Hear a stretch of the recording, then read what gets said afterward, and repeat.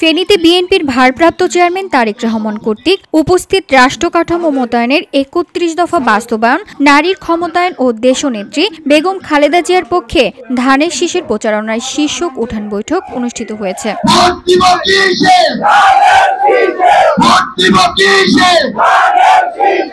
সোমবার দুপুরে পরশুরাম পৌরসভার ৯ নম্বর ওয়ার্ড বিএনপির আয়োজনে উঠান বৈঠকে প্রধান অতিথি ছিলেন বিএনপি চেয়ারপারসনের উপদেষ্টা বীর মুক্তিযোদ্ধা আব্দুস সালাম।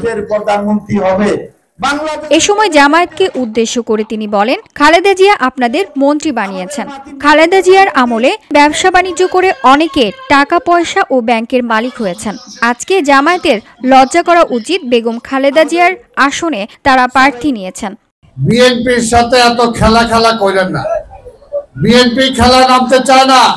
আর আজকে সরকারের দায়িত্ব এখানে নির্বাচন যাতে সুষ্ঠুভাবে হয় এবং ফেব্রুয়ারিতে হয়।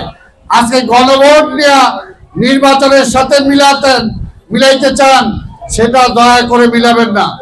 এমন কোন পরিস্থিতি সৃষ্টি করবেন না যার দায়িত্ব তত্ত্বাবধায়ক সরকারকে নিতে হবে। দায়িত্ব আপনাদের, আপনারা দায়িত্ব নিয়েছেন একটি সঠিক ভালো নির্বাচন করার জন্য।